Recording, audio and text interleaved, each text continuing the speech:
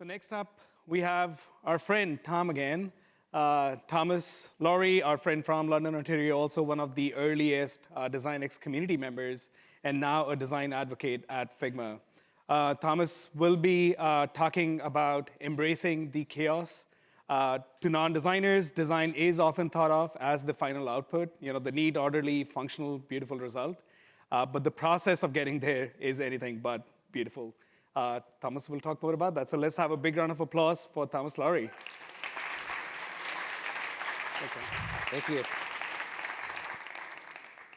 I'm not the director of design at Netflix, but that's cool. I could be, maybe. It sounds like fun.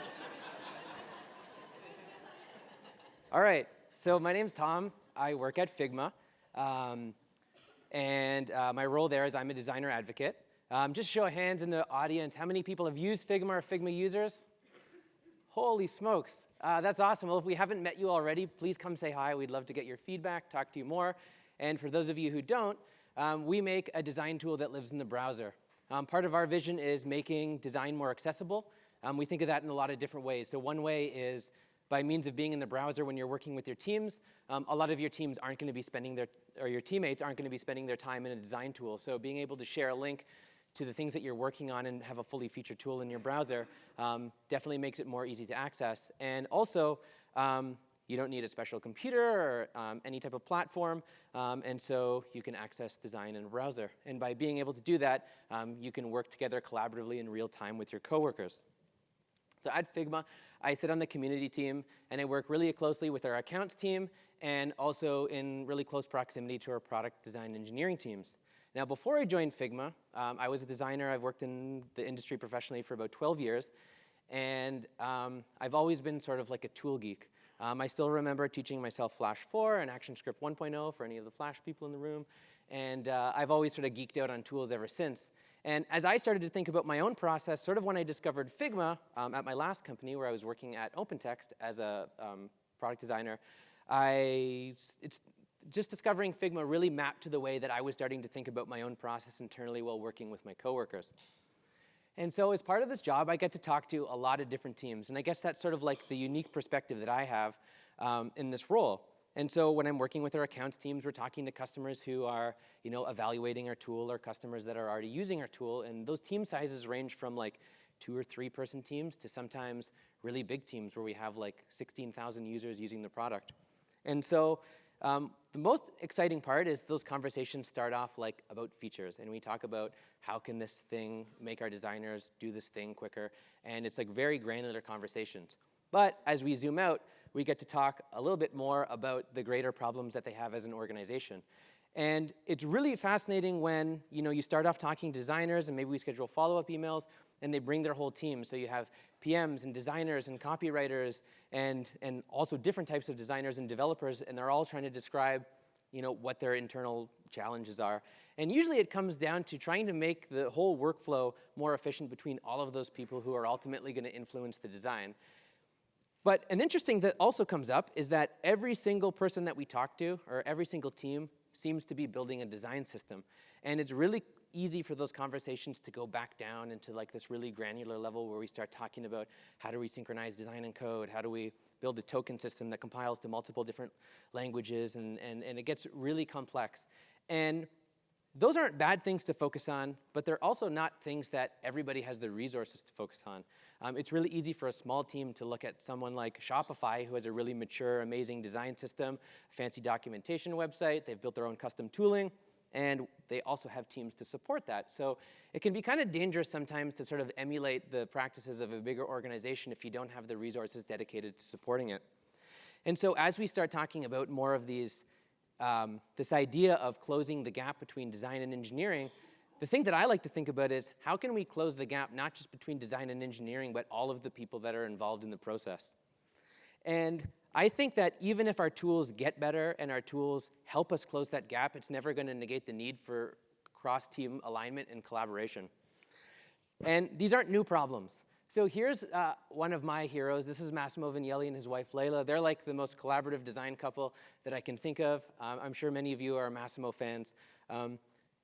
I wanted to share like a little story about Massimo and one of the projects that he worked on. So we don't all get a chance to meet our heroes. He was one of the people that I did have a chance to meet before he passed. And one day when I was in school, I was studying at the York Sheridan program, and a friend of mine saw that Massimo was going to be speaking in Toronto at an event that we could not afford to attend.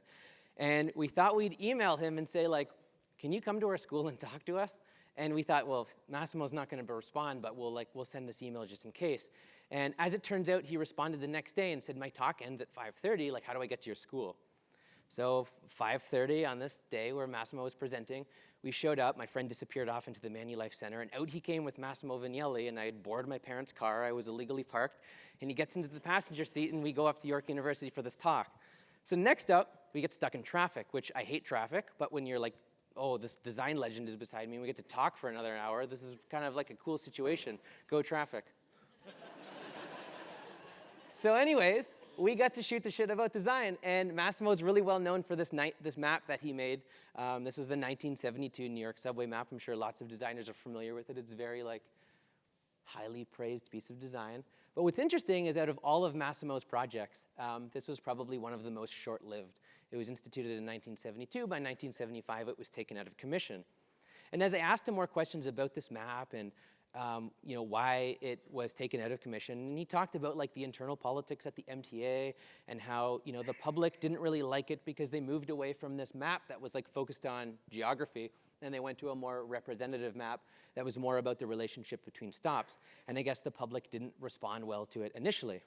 But what I learned was that map was actually supposed to be accompanied with other more geographically correct maps on the station, and this was supposed to be the one that you took in your pocket that was easier to parse and easier to reference. And as we talked more about it, I asked him a question, and I said, it sounds like not including geography, which the only reference to geography is really this little beige line that separates Manhattan from the boroughs. I said, would you do anything differently? He said, I would have removed all of the geography. So I said, okay. Anyways, the more interesting thing about it, if you've ever read Massimo Vignelli, it was the most Massimo Vignelli thing he could have possibly said. But the more interesting part of it is the signage. So this is what the signage looks like in his original spec. And if you've ever been to Standards Manual, you get the reproduction of the spec. It's over 200 pages of detailed specifications of how all of the signage system is going to be implemented. And this is the interesting part. This is this white sign, and there's a black bar across the top of it. And that was supposed to be on every sign. And when you look in the book, there's this little excerpt that says, here's all the signage silhouettes. The black bar is actually this piece of 1 5/8 channel iron that the sign hangs from.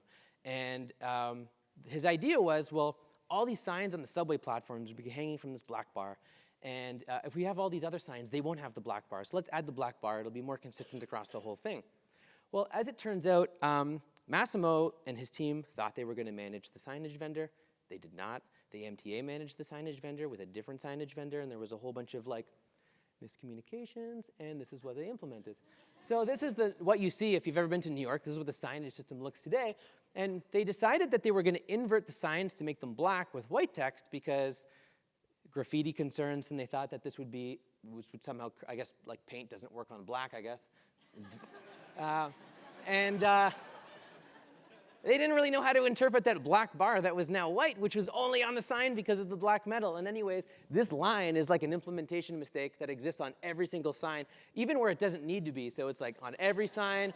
So when you go to New York and you see the white line, now you kind of know where that came from. It's even on the stickers on these signs. And so this is I kind of look at this and I say what? But it's part of the identity now, right? Because it's you can't go back and change it. It would cost millions of dollars. In software, we can just ship a CSS fix. This is the white line is part of the identity now. So what I learned from this is he was faced with all these political challenges, and even this person that I idolized, he's really subject to all the same challenges that we are. The fact that he's more experienced doesn't make you any less of a designer. He's dealing with the same things, just maybe at a larger scale. And for whatever reason, as a young designer at the time who was going through school, this had a really lasting impression on me and helped set my expectations up. I'd already started doing freelance work at the time, and you were already starting to feel those make the logo bigger type conversations. And then you'd say okay, well, that's to be expected. It happens to him too. The other takeaway was that these aren't necessarily issues with their tools, they're communication issues. So how do you get everybody aligned on a team, and how do you get everyone understanding the processes that were behind all these things if they weren't part of them? And so getting back to the title of my talk, I think that being able to expose all of the chaos of our messy design process to more people on our team will actually help increase that shared understanding of what it is that we're doing. And I think I've struggled with this for a while, and I know this has sort of like resonated with many of the designers that I've talked with, where it feels really scary to show things that aren't done yet. So, we work in a black box. So it's like, if you think of early stage design, you're all in a room, you're doing a design sprint, everyone's putting sticky notes on the wall, you bring in people from the business, and it goes really well because it's easy to get alignment with everyone because all of those people are part of the process. And then you sort of like increase the fidelity, you start exploring the design, and now you're like working on your own, and nobody can see what you're doing until you decide, okay, it's ready. And so I realized that this is human nature. Here's my kids. This is Wesley and Elliot. And when they were 3, they really liked drawing, and they would have me sit beside them, and they would show me what they're working on, and often they were very abstract. Now they can draw things, and they use pencils and these erasers, which is crazy because they have to like make things perfect. And if they're drawing there, like Wesley likes to get pictures from Google of trains, and he copies them. And then when I want to go see, like, what are you drawing? It's not ready yet. Close your eyes. Don't let me see it. It's not until it's done. And so I realized, like, holy cow, this is sort of exactly what happens at a lot of companies that I talk to. And so I know what you might be thinking, backseat designer, this is what it's going to be like. Everyone's going to have a say. And in reality, it's not always like that. So I wanted to tell a quick little story about a new project that I worked on. And I got asked at Figma to PM this project because it was an idea that I'd been hearing a lot from customers. What the project is specifically doesn't really matter, but basically, as a PM, they said, okay, we need to figure out, there's a visualization component. To generate those visualizations, we had to figure out which metrics we needed to track, and then where this thing was going to live inside our application. Is it in the editor? Is it outside in the file browser? And so I thought, I'll create this document, and we'll have this team meeting. It'll be a text document. I'm going to itemize all the things that we need to track so the engineering team knows, and we can have this discussion about it. So I get into this meeting, and people are glazing over. They're like, oh, I'm having trouble like figuring out what this is going to be. Well, so did I while I was creating this document. And so I had done this like really rough sketch just in a Figma file, just because I like using the pencil tool to just draw the most ridiculous things. And I drew this sketch. This was so that I could wrap my brain around this problem that we were trying to solve and like put it into words. Well, our VP of product was in that meeting, and he saw the link to the Figma document that I left for myself. I forgot I left it in the document. And before I know it, there was like 10 people in the file. And he says, hey, this job is doing a way better job than your text document. Everybody jump in the Figma file. So then we're all in this file, and then what I wanted to show was like the process is really messy. So as we go on, there's like all of these questions that get added into the document. People are posting little sticky notes, people are drawing things, and then we start moving into sort of like some low fidelity things.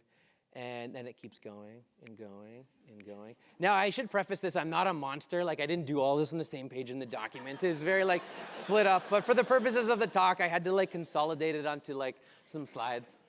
So there's a couple prototypes. And then in the end, it was literally like a modal with 3 states. But there was all of this work that went to it. And what was cool was that in this file, we had 21 different contributors. So we had 3 infrastructure engineers, 2 front-end engineers, data scientists. We had 2 sort of myself and one of my colleagues, Nico, and I were working on this feature. There was a researcher to product marketing, education, VP of product. And so it sounds, again, very chaotic. But here's sort of like how that process actually worked. Everyone was in the document. And in that sort of like open environment, people are going to ask questions at the wrong time. Just accept it. But the thing is, if somebody asks you about the wrong colors too early in the project, just ignore it. It's cool. You can address those things later. But the idea is that they get an idea that all of this crazy, messy explorations, this is such an important part of the design process. And being able to sort of like go through that and explore ideas in a really quick way and actually share those with people is pretty powerful. So in this particular project, as we started thinking about what visualizations we needed to drive, the infrastructure engineers actually started shipping out things in production that were starting to track the metrics that we wanted. And so we weren't really sure what this data was going to look like, whether the visualizations we had picked were the right visualizations for the right sort of data that we were going to present. And so our data scientist was actually able to go and start building real dashboards from the actual data that we were starting to collect and validate whether or not the visualizations we were going to show made sense. And so as we started doing user research and user testing with people, we were able to go into each one of those meetings with a real dashboard and let them comb through their actual data that they were going to be seeing and see whether or not they were getting insights before we went too far down the line and actually designing the rest of this thing and building it. And then one of the interesting things that we do at Figma is we have a really open crit policy. So you can basically sign up for a crit, you can take your file, people will sometimes do a pre-read, or most of the time it's live, and then I'll take everybody through sort of what we're working on and set the expectations around like what type of feedback am I looking at, or am I looking for. And then what ends up happening is all of those people come into the file and then it's chaos. So definitely duplicate a page in your document to like preserve your, wherever you're at. And it's just like, screenshots from other parts of the app and comments, and there's engineers and there's designers, and everyone's playing a role in this, and all of a sudden you have all of these ideas that have sort of been like mocked up and things that you can use as jumping off points to the next stage of your process, all as an artifact that you can reference to later. The kind of crazy thing is that even like our accounts team is in there because they're talking to customers, customers are asking for these things, and they're really engaged with the product team to know, what's coming next, what can we start telling customers about? And then product marketing can go in there and actually start putting together sales enablement so that, when we actually go to market with this and want to talk about it, people already know what we're working on. So in the end, we actually did one design review with our CEO as one formal presentation to leadership, and it was a much easier conversation to have because everyone who was involved was like part of every step of the way and understood all the decisions that we were making. And even though I work remotely, I live in the GTA and the rest of my team's in San Francisco, it was really like we were working in the same office. So how can you start doing this? As leaders, I think it's a really important thing to be able to pair design with juniors and make it okay, make junior designers feel that it's okay to be able to share their work. I wish I had sort of like had someone tell me that early in my career because it's really easy because you put this weight on your shoulders of like, oh, I'm new, I need to present something that people are going to think is good. And sometimes you can take it too far on an idea that may not have a lot of merit. So being able to share and get comfortable sharing things that are rough and not done and not finalized is actually a really key part of the process. The other thing, and this is the most obvious thing, I'm sure many of you are doing this today, is like actually go sit beside the people that you're working with, but don't make it like this planned thing where you're going to like, build a deck or something of like the things that you're going to show. Just show them all your messy work. And then at Figma, one of the things that is sort of like a guiding light for us is that good ideas can come from anywhere. If it's not really like this design situation in Figma where the designers come up with this idea and it like goes down to get built from engineering. There's a lot of prototypes that start with ideas that engineers have, and we sort of go the opposite way as well. And so if you can create an inclusive design environment where anyone in the team feels like they can provide feedback, it will definitely help increase the rate that you're getting feedback, because even people like our accounts team can have opportunities to join design crits, and even though they're not working on the product themselves, they're hearing the things from our customers, and that's what's most important. So hopefully some of the tips in here are useful for the teams that you're all working in, and yeah, so thank you. If you want to come follow me.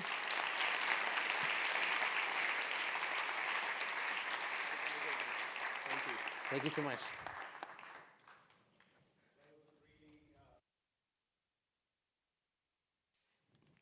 That was a really fun talk. And I think the last 1 week, I've totally learned a lot about embracing chaos and putting together the event. So could relate a lot to the underlying themes of the content.